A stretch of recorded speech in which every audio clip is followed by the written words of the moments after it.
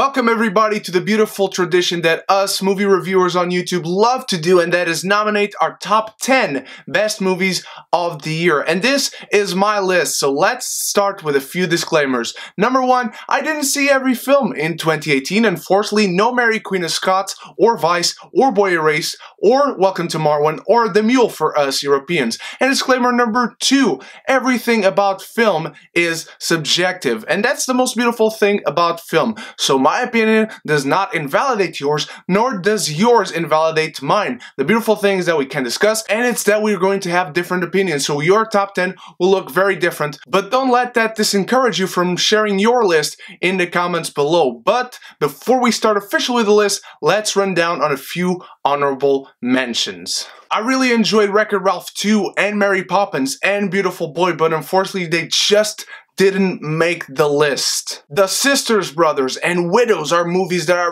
really wanted to get on there, but the same applies to them. Same goes for Suspiria and Bad Times at the El Royale. Already some great movies from 2018 that I unfortunately couldn't get on the list. The Hate You Give, The Incredibles 2, Black Klansman, Hearts Beat Loud. This is the most underrated movie of the year, so do check it out, but unfortunately it just doesn't make the top 10. The same goes for Ready Player One, Black Panther, and surprisingly to many of you, if you have been following my channel for a while, Isle of Dogs just didn't make the list. But now yes, let's officially start with the top 10. Glorious! And at number 10, we have A Star Is Born, a movie that I'm sure will be on many people's number one or at least higher in the ranking. This film came to a toss-up between this and Roma, and while I give both of them the same merits and the same flaws in general, I had to think of the film between these two, which one will I go back to faster? Which one is more energetic? And which one do I kind of relate to the most on a personal level? And on that toss-up, A Star Is Born won out. Welcome to the top 10. Glorious!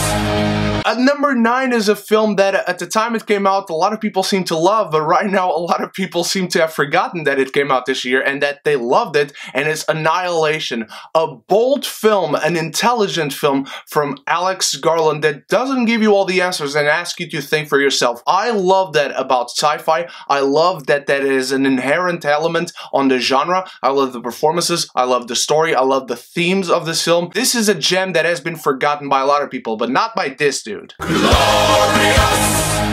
At number 8 is the most fun I've had on a movie theater in the year. I went to the world premiere of this film, so that already should tell you something. Bohemian Rhapsody, a celebration of Freddie Mercury, of Queen, of the greatest band of all time. I met Edgar Wright on the world premiere, but that has nothing to do with the fact that that movie is on the list. I swear to you. This is just a great movie that steps into the darkness, but also steps more into the light. And I think the Wembley scene alone, the elongated Wembley concert alone at the Live Aid, should justify this movie's presence on any top 10. Not to mention that this film has my favorite scene of the entire year, when Freddie comes out to marry Austin, and also the best performance in the entire year of 2018 by Rami Malek playing Freddie Mercury. Glorious!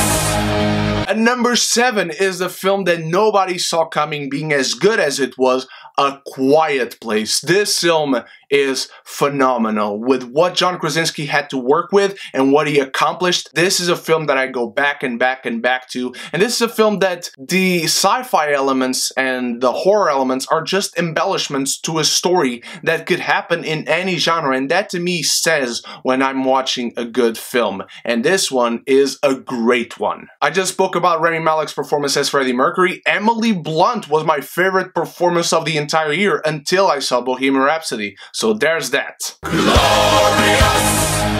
At number 6, we have SpiderMan Into the SpiderVerse, the most colorful film of the entire year, literally and figuratively. A bunch of characters coming together in the most beautiful way possible with a beautiful story. Such a heavy thematic nature that speaks to a lot of people. Adults and children can enjoy this. Old-time Spider-Man fans and new Spider-Man fans can enjoy this. This is just a film for everyone, and I love the animation style. It's unique, and I hope this film gets the recognition it deserves at the Oscars. We could see a superhero movie winning Best Picture, in this case, Best Animated Picture. but still, it counts. Glorious.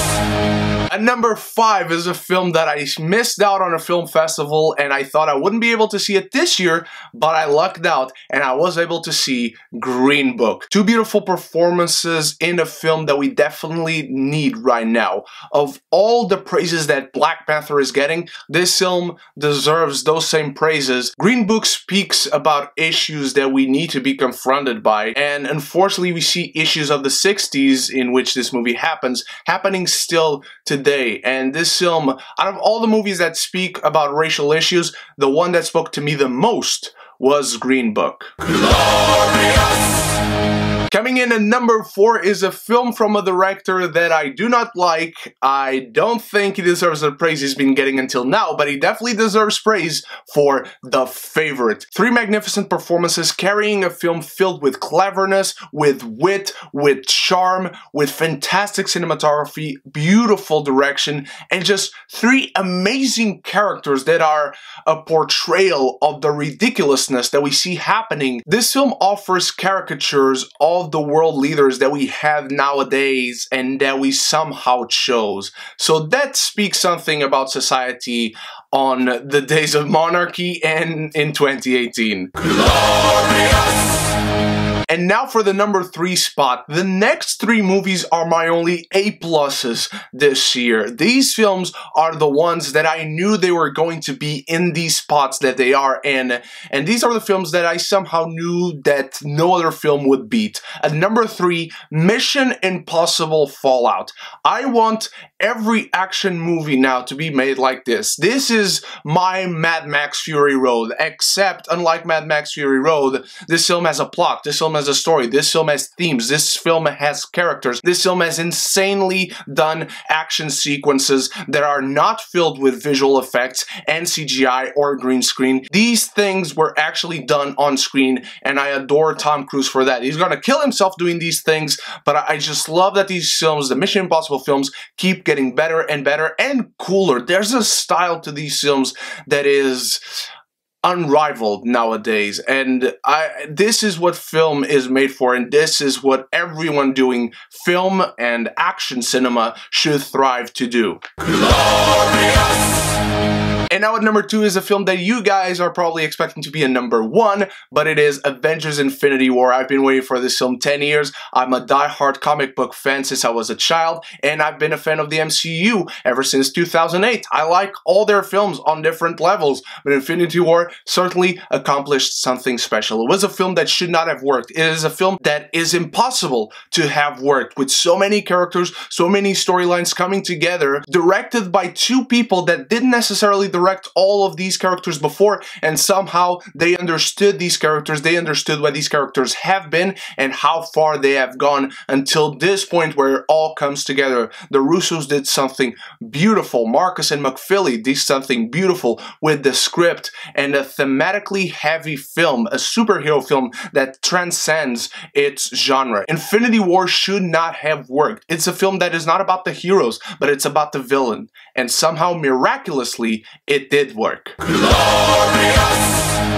And now at number 1 is a film that I'm going to be alone with. I'm going to be alone in having this film at number 1, and probably alone in having it in the top 10 at all. This is a film that should not have worked, and it speaks about a story that should not have worked. It is First Man. No film spoke to me as much as First Man did. The craft, the style, the story, the performances, the cinematography, shooting it as if it was a documentary, shooting it at such a personal level, quite literally, with Ryan Gosling being one of the most perfect actors working nowadays, who doesn't need to say a word to say anything he wants. That's acting, my friends. Damien Chazelle, for the 3rd time in a row, knows when to hand his films at precisely the right moment, in precisely the right scene, with no dialogue necessary, because Claire Foy and Ryan Gosling were already saying everything you needed to, speaking through the thematic nature of this film. First Man blew my mind the 2 times I saw it at the theater. The first scene alone had me hooked, followed by the emotional grip of the film that takes me on 2 hours and 20 minutes of pure cinematic mastery. I adored this film, and I have no problems in being alone in having it in my top 10, and I am proud to have it as my number 1. You should have as your number 1 the film that touches you like no other, and First Man touched me like no other. That sounds so bad. And that's it for my list. Thank you so much for watching, my beautiful geekies. You guys are the best. Thanks for accompanying me on another year of reviewing films. I can't wait for 2019 with you guys. And let me know your list in the comments below, and let me know what you think of my list, and let's do it in a civilized manner. Let's discuss film. That's what we are here to do. I can't wait to see your guys' list, and I can't wait to bring you my list for the worst shit piles of 2018. I should have that up tomorrow, and then on January 1st, my most anticipated movies for 2019. Thank you so much for watching once more. You guys are the best. And so until the next video, stay beautiful, stay geeky, and if you haven't done so yet, click the subscribe button, click the bell, so you can be geeky unite!